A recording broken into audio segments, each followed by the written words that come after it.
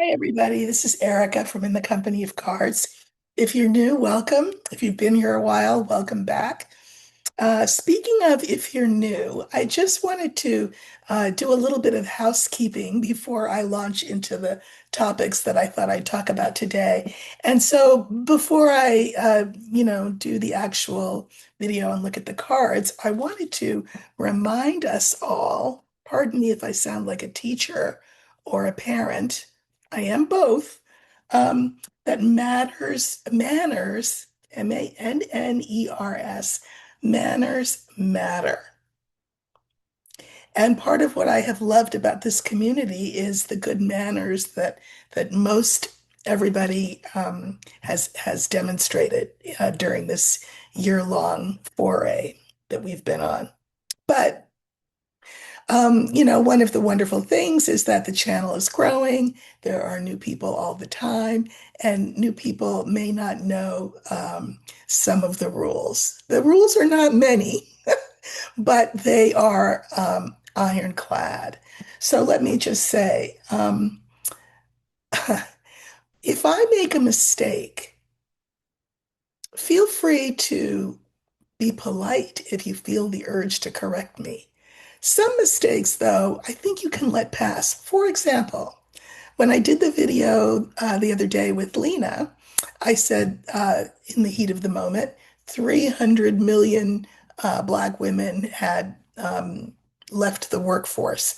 Obviously, the number is 300,000. So why we feel called upon to let me know that if there are X number of people in the United States, it's not possible for it to be. Just let it go. Relax. We are all under pressure. I am doing the best that I can. If I misspeak, I misspeak. And there you go. Speaking of, well, I'll get to that in a minute. Somebody also said, here's another one. Um, they were complaining about the ads on my videos, which, YouTube controls. And so the question was, well, the statement was, don't attack me, but there's too many ads. Well, first of all, what do you mean don't attack you? I've never attacked anybody in my life. So why would I attack you because you think I have too many ads? There are two solutions to this. Three, really. The first is the solution that I have. I have Amazon, YouTube, YouTube Prime, so I don't see ads. But everybody can't do that, or everybody doesn't want to do that. So that's only, option number one. Option number two is far easier and free, which is hit the mute button through the commercials. You're getting the material for free, and you're annoyed that you have to sit through commercials. Hit the mute button. Or their third option is maybe I'm not for you, and it's okay. I'd love you to stay, but if there are things about me or the channel or whatever that you don't like, it's okay. Nobody's forcing you to be here. It's not like Clockwork Orange. Remember Clockwork Orange, the movie where those people had their eyes like pried open, they had to watch a screen. Okay, this is not that.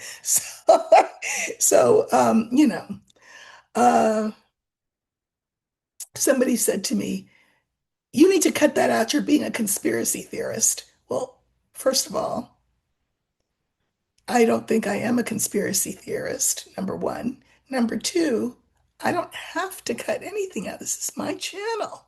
So if you don't like it, feel free to leave.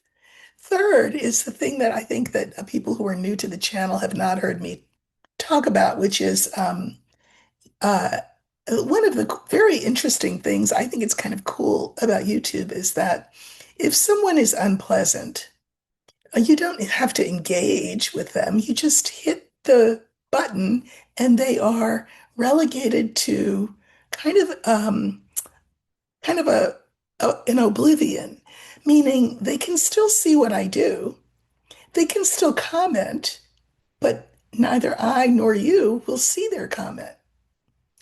I call it in honor of Disney's Cinderella. and the fairy godmother, the bibbity bobbity boo. So if someone is particularly unpleasant or unkind, um, I will hit that bibbity bobbity boo and they're out. So there's that. Um, let's see, what else was I going to say? Just please be polite as I try to be polite. I don't need to be schooled. I don't need to be checked. I've actually even had viewers, black women, say to me, why do people feel like they need to check you? Because I don't see that on other channels, they'll say to me. And I've done a little research and I haven't seen it on other channels either. So if you feel the need to check me, maybe I'm not the one that you need to check. You know what I mean? Okay. So that's that. I'm going to be uploading the video that I did with Violetta last week if I can figure out how to do it. I think I know how to do it. I'm not the most tech savvy person, but after I upload this one, I'm going to upload that one so you can see that video that I referred to in my conversation with Lena.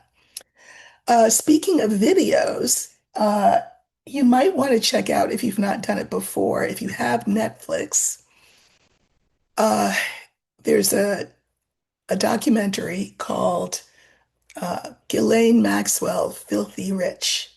It is really very interesting. It's about an hour and 40 minutes. I had seen it before, but then I watched it again last night. And in the light of everything that's happened, it was really worth watching again. By the way, I'm going to say this one time and then it's over. I'm over it. I really don't care about this woman's name. I really don't. But it is pronounced because this is how she pronounces it, and everyone in her circle pronounces it Len. If you don't like that pronunciation, do not feel like you have to check me. If you say it a different way, be my guest. It's fine. It's fine. It's fine. It's fine. This is for entertainment purposes. This work is for spiritual purposes. All I'm doing is trying to help us navigate our way through these muddy waters. That's what I'm trying to do. Most of you here are um, are here in good faith and good humor. And I love you and I appreciate you and I am so full of gratitude to you. But again, if you didn't know the rules or if you forgot the rules, which are simply be polite, and if you feel like you have to check me, think twice because, bibbity bobbity boo. Okay. So what do I want to look at? Okay. Speaking of Keelan, the grand jury, I'm sorry, a judge ruled on uh, the 47's government's request. So the government requested of the judge that they unseal, publicly release the grand jury testimony from the Epstein trial. Here's the thing. With so much of that material redacted, because, there are victims' names and stuff in there, it always struck me as odd that that would be the request. Because here's what I know. Uh, the administration and the DOJ have 10 times more material than would be releasable in any grand jury testimony. So anyway, the judge said, yeah, nah, we're not doing that, son, and explained that, again, there are certain criteria that would have not needed to be met in order for that testimony to be released. Now, those people, they're all lawyers who are involved in this, right? Do you think that they didn't know in advance that that's what the judge would say? So my question is, why did they ask? Why did they ask the judge to release the grand jury testimony? I have my own theory, but I'd like to know, why did they ask? Again, the DOJ and the White House have 10,000 million times more information than would be in that grand jury testimony. So why were they directing our attention there at the court and at that judge and at that judgment? Why did they do that? Okay, let's just ask. Spirit can give us all the cards, and I think I'll pull three, and we'll see what we get. Like, why did they go through the motions of asking the judge to release the grand jury testimony when they knew good and well there were no grounds for that? Yeah, it's because they really are scared, and so they're running around in circles and just throwing up official kind of roadblocks. Oh, we're going to ask the judge this, and then they have to wait to get on the judge's docket. And it's a stalling technique. That's what that is. Because the other question that I want to ask in regard to this is, um, hmm, why doesn't the DOJ just release what they have? Like, just release it. Why are we worrying about the grand jury testimony? Why don't we release it all? And I mean, we know there's a lot to be released, right? Including whatever was on Pam Bondi's desk that all of a sudden wasn't on her desk. So why have they not just released what there is to release on their own? That they do not need a court and a judge to let them release. They can just release it right now, today. Why is it not released? Okay. I'm going to let them explain themselves. So I'm going to pull five cards instead of just three. I don't want to cut them off mid-sentence, right? Why have they not just released what they have? That's the demand, but you know,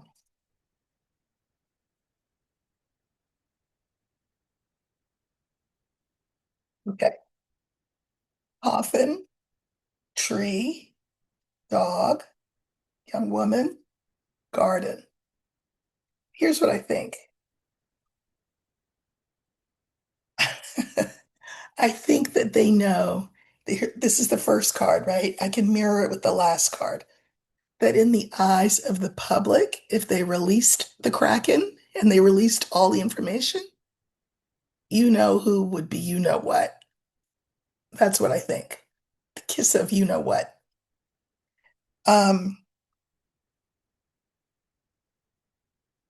so they are trying to slow things down as much as they possibly can. This is, of course, a tactic of 47's. It's a strategy that he employs. He just slow walks everything and delays, delays, delays. Delays what? The inevitable.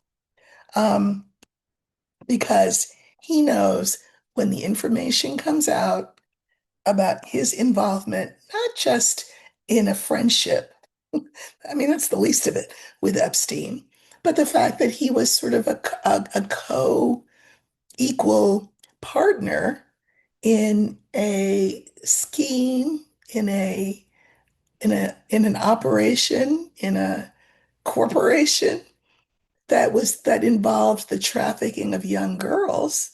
Well, he doesn't, I mean, he's worried that that won't be looked upon well. So again, he would be dead in the eyes of the public. So he's trying to slow walk it. In the center, we have the dog. And the dog, of course, is the card for lawyers.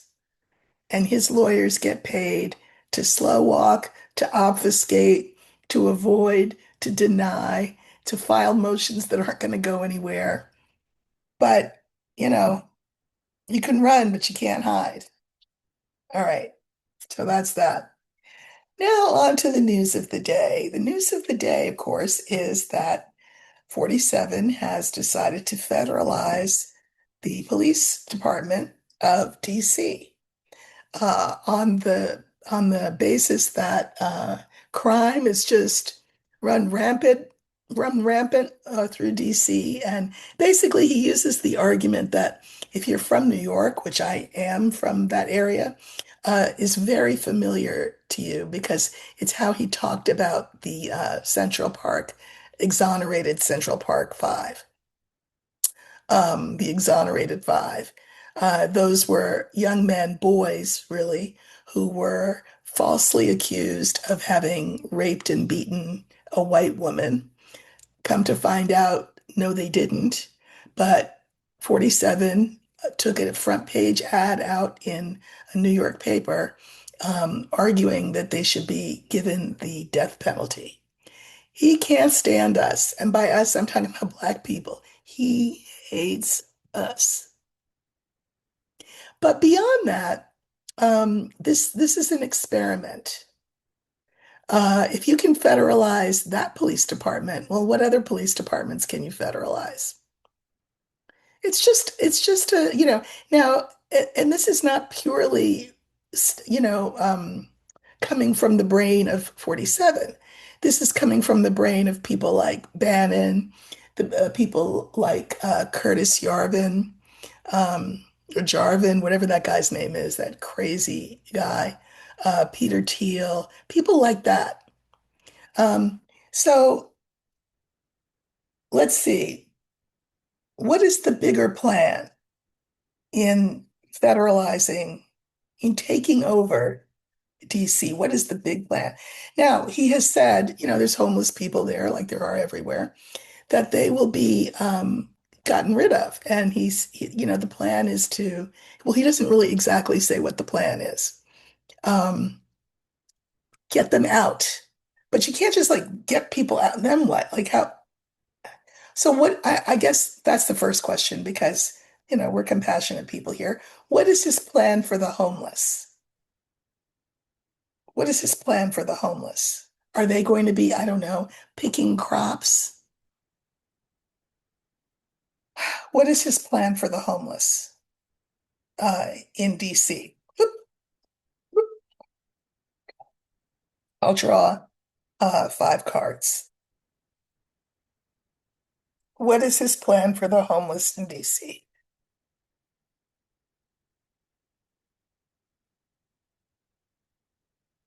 We need clarifiers. I'll draw them.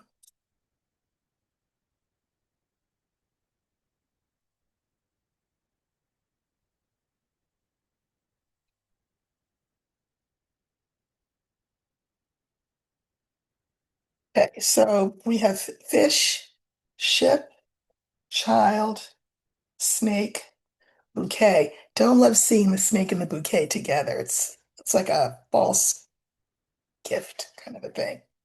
But this is about money. Uh, and this is moving people out because he thinks that it doesn't give, the homeless do not give DC a good look. In the same way that, of course, him painting everything gold in the White House does give it a good look, he thinks. Um, so he really, the problem with DC is that they don't really have representation. They have Eleanor Holmes Norton, but she's really old and kind of seeming a little Diane Feinstein-like, if you know what I mean. She seems like she's not very with the program. Um, the mayor was blindsided by this decision and not consulted, of course, in advance. And it's that DC is sort of the weakest link in terms of places in the country that have power and authority and autonomy and aegis the way states do. Because DC is not a state, it's a district. So they're the weak link, so to speak.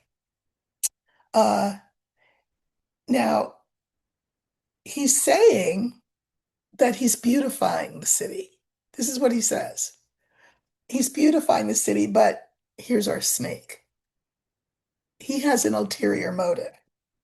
And I think well, it doesn't matter what I think. Let's pull some cards on the snake. See what we get.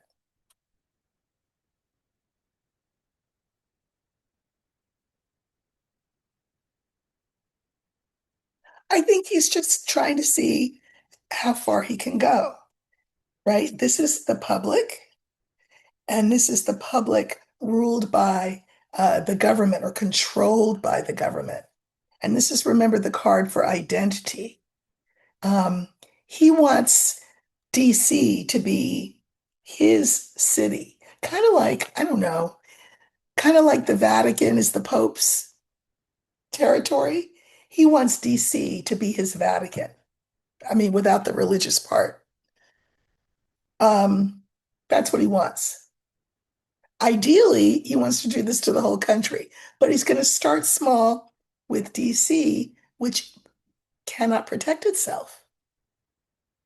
He also has this idea that DC is a chocolate city, and it's not. It used to be, but it's not anymore because of gentrification. There aren't nearly as many Black people as he thinks there are in DC, but he certainly wants to de-black it, get rid of the Black people. Um, right? I mean, and his theory would be, well, I mean, look at the Vatican. Aren't they all Catholics there? I mean, if this is my Vatican, everybody here should be white in DC. So that's his plan. Uh, let's look at how the plan will go. How will this essentially military takeover of DC go? I have used the example many times in my videos in recent months of Kent State, where protesters were shot, just shot, they shot into the crowd. If you remember during the George Floyd awfulness, 47 asked permission to, can't you just shoot them in the legs? So he didn't have anyone who said, "Yeah, that's a great idea. Go ahead, guys, shoot." He doesn't he didn't have anybody to agree to that last time. This time is different. Uh, what will happen during this crackdown? I'll pull five, and we'll see if I need clarifiers. And I think I'll use the whip for the crackdown, the militarization of the police force in DC. Okay.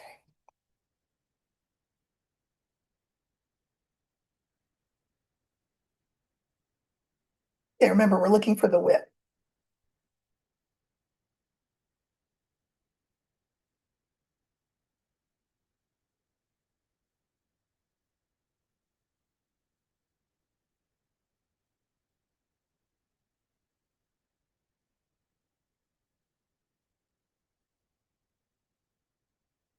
Okay, so this is the crackdown on DC.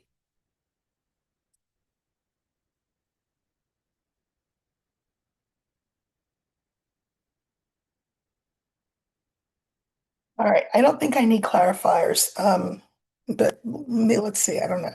So we have the book, we have the garden, the whip, crossroads, and fox. I think this is really interesting. I think that there is kind of what I said, there is a hidden um, objective here. He just wants to get all the Black people out, and he wants to have the city be his Vatican. That's what he wants.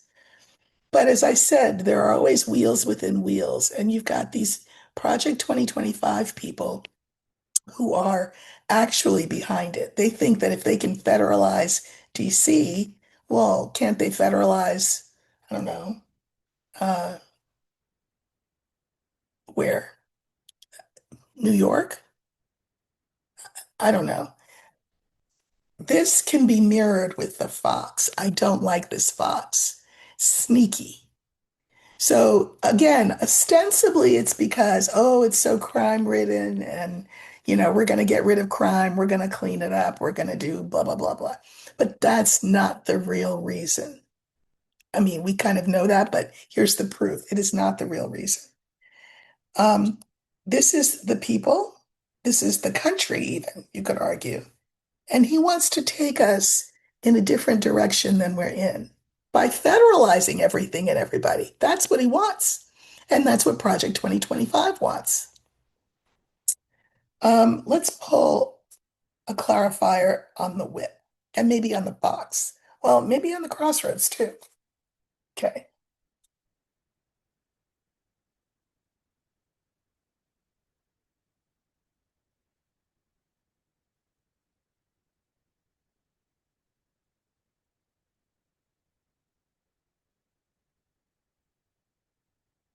Okay, so for the whip, which is this militarization, this crackdown, he thinks he's going to move forward and do it to other states in the future, that they will be all under federal control. This is the card, among others, for the federal government. That's what he wants. And that's what they want. That's what Project 2025 wants. I pulled cards on the crossroads. So this is like taking us in a different direction than we've ever been before.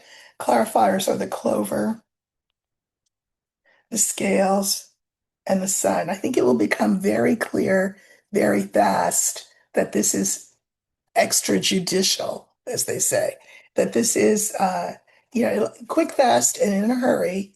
It will be made very clear that this is a matter for the courts, that he cannot just sort of unilaterally do this.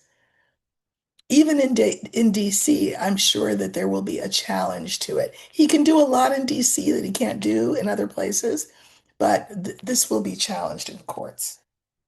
And here's these sneaky Project 2025 people. Clarifiers are the mountain, the woman, and the lily. I think they will be stopped.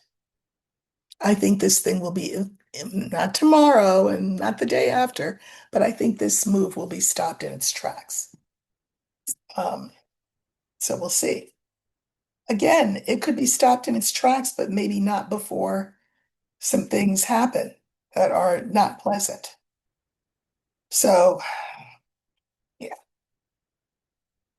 Uh, I wanted to not let pass without mention the Israeli assassination of the entire Al Jazeera journalist team in Gaza.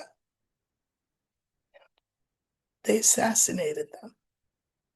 They did a targeted raid, whatever, raid, bomb raid, whatever, and killed um, a beloved, I want to say his name because I think names are important.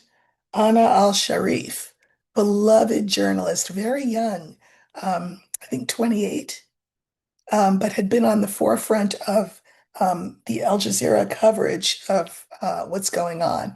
And I just want to ask the question, I do mediumship, but I'm not going to be disrespectful and ask him anything. Maybe in the future, um, once things have settled and he has settled in his new reality. Um, Anas al-Sharif, I will ask him his thoughts. But for now, I just want to know whether there will be, in the end, accountability for this murder of journalists. By the way, I mean, it's not me being hyperbolic calling it what it is, because Israel is very proud of what they've done. So, will there be accountability for the murder of these journalists? Will they be held to account? I think I'll use the scales card. Um, so we'll use a significator. Will they be held to account?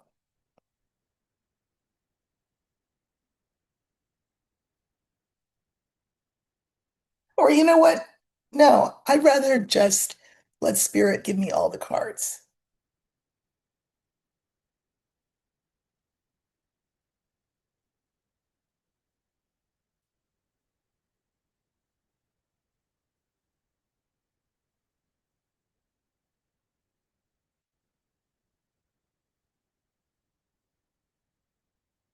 Well, I will say that, we have the garden, the star, the stork, the bouquet, the ring.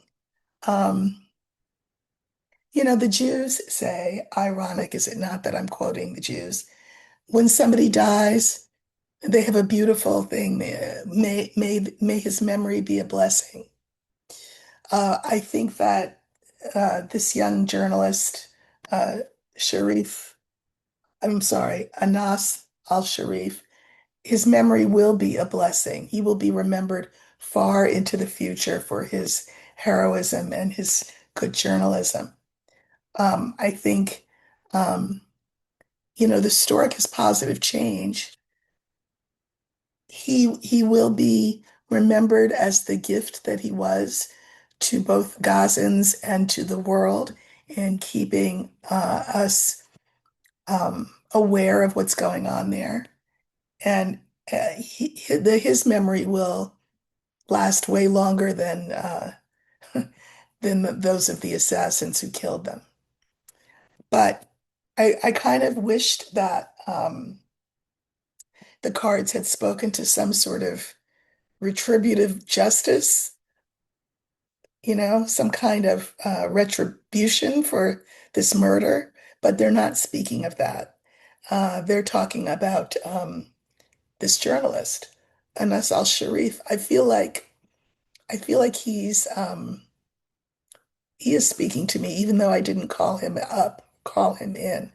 One of the last things he said is that, Gaza will be destroyed. There will be no one left here, and you will be responsible for allowing it. And when he says you, he's not just talking about Netanyahu and the Knesset and Israel and the Jews.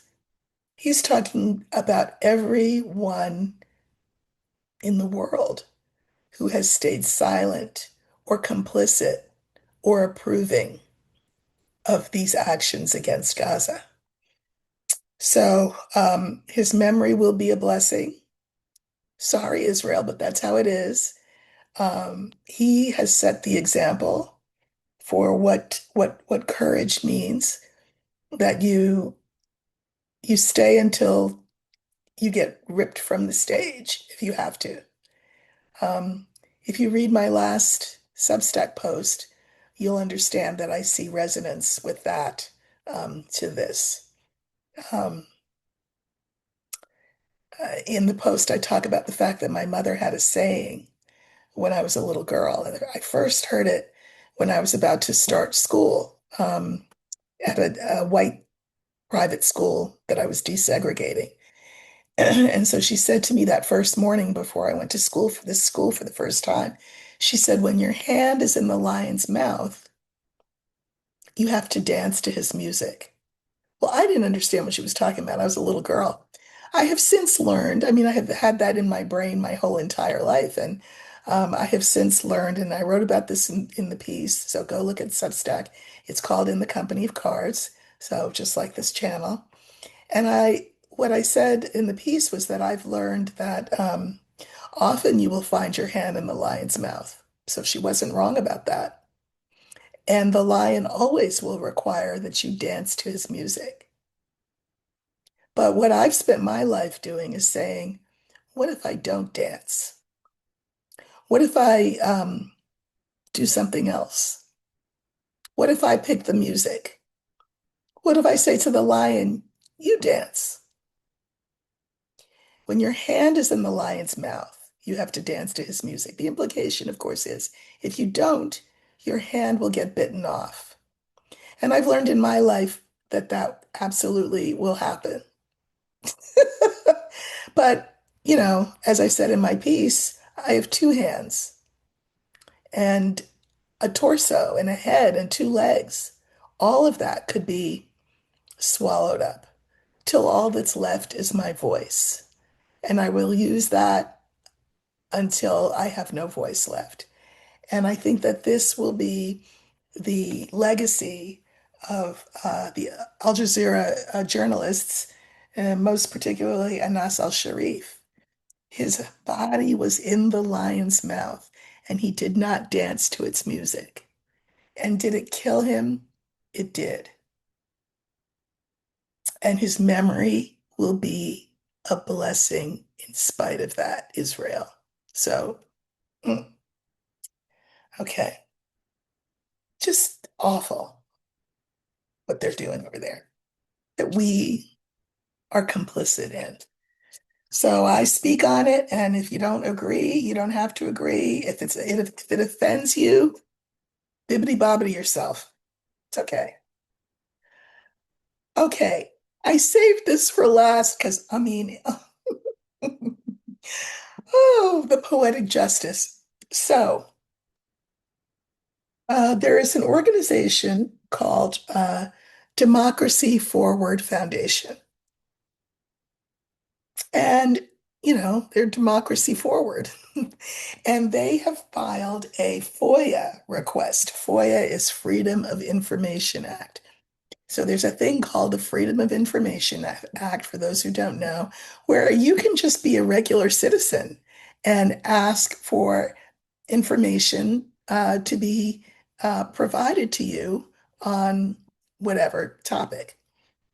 And so there's been a FOIA request filed by the Democracy Forward Foundation, and they have requested that all information uh, be released. That they're requesting it of the DOJ and the FBI. All information be released about communications. This is way far beyond any kind of grand jury testimony. They want all documentation of all communications between and among Trump officials, between Trump and Epstein. They want the client list that Pam says is on her desk, but now it's not on her desk. They want all of that, which is the information that I spoke about in the very beginning of the video when I said, why was the um, Trump administration so hell-bent on getting the grand jury testimony? That doesn't hold a tenth of what the FOIA request is asking for. But anyway, love that they asked, but it gets even better. The judge who will be presiding over this new lawsuit is none other than Judge Tanya Chutkin. I will leave you to Google her if you have in the interim forgotten who she is. Black woman judge who has already handed 47 his hat. He hates her. Well, I mean, he hates all Black people, but he particularly hates Judge Chutkin. And I don't know whether they draw names out of the hat, but I do know it's random how these judges are assigned. But anyway, she's assigned to hear this case. Love it. So I thought, maybe a little premature, but that's okay. How will that how will that case go? So I think we'll use I don't want to use anything. Let's let Spirit. Listen, Spirit has to hold my hand because I am as edgy as the next person, have the potential to be as short-tempered as some of you. And so I let Spirit take the wheel. I let Spirit hold my hand. I let Spirit guide my tongue. So we're going to let Spirit pick all the cards. And I would like to know, how is that case going to go? Uh, again, this is the FOIA, Freedom of Information Act case, lawsuit brought by the Democracy Forward Foundation requesting all, all, one more time for those people in the cheap seats, all information pertaining to the Epstein case. Documents, conversations, all of it, all of it. How will this case go now that it's going to be heard by Judge? I can't even say it without laughing. I'm so happy. Judge Tanya Chutkin. Let's see what happens. Now, of course, here's what's going to happen, first of all, because he did it before. He is going to ask her to recuse herself, meaning take herself off the case. His argument will be that she's biased against him. She, of course, will refuse to recuse herself. So we'll skip that part and just move on to how the case is going to go. Okay.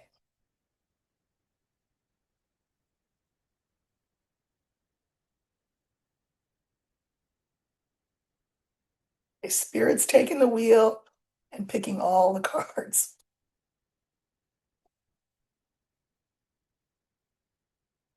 I'll draw clarifiers if I need to.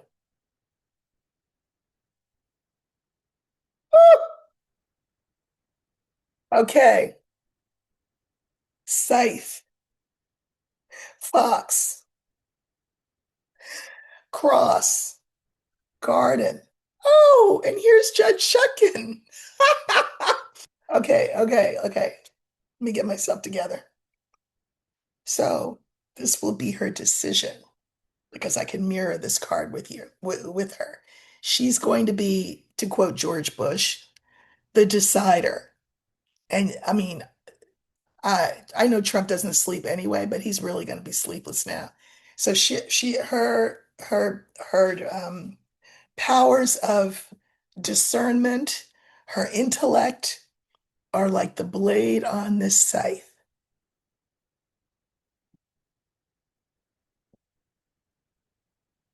She can cut through anybody's BS, any kind of, excuses that they give or half stepping that they do or partial documents that they provide. She's going to see through their every tricky, not really that tricky, move. She will see through. She will be acting on behalf of the people because this is a Freedom of Information Act. The people are whom this organization is representing because they don't want it just for themselves, their own personal, edification. They want to show this stuff to us. And look what's in the middle. This is how 47 is going to feel during the course of this trial, this lawsuit. Hung on the cross. This is going to be really bad for him, for him. I don't know how bad. I'm being greedy, but I'm going to pull some cards on the cross. Like, how bad is it going to be?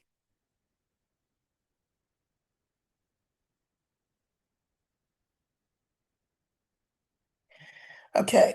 So on this cross, which is a card of pain for 47, I have the tree, the clouds, and the star. So, of course, as you can imagine, what is the one technique that his lawyers consistently use? Delay, delay, delay, delay, delay. But I also think this is showing up not just for delay, but because she's only going to allow but so much delay. Just let me say that. But beyond that, his health. This will adversely affect his health.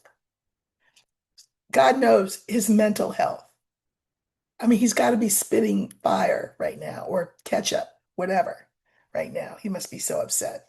Um, I don't know. This could send him to his reward, if you know what I mean, entertainment purposes only. I'm just saying. This will be really, really, really tough because once everything comes out, and everything does eventually come out in the wash, it's not a good look for him. He knows that. He's been the mastermind of a criminal enterprise, more than one, entertainment purposes only and allegedly. And this FOIA request is just going to make that abundantly clear. Didn't happen to a nicer guy. Um, Judge Chutkin, I pray for your safety and health um, in every moment. So that's it uh, for Monday. I hope you have a great rest of the day. I will be back again on Wednesday. So, and I'm going to try to upload the video I did with Violetta after I upload this one. So you'll have something to watch tomorrow and something to watch today. But or you can watch them both today. I don't know. But at any rate, if you're here, um, After all of that and my little scolding in the beginning, thank you for staying. I appreciate it. I love having you at my table. Um, I know most of you have very good table manners, and I really appreciate that. And I hope you can feel how grateful I am. Um, so there's that. All right, I will see everybody on Wednesday. Take care.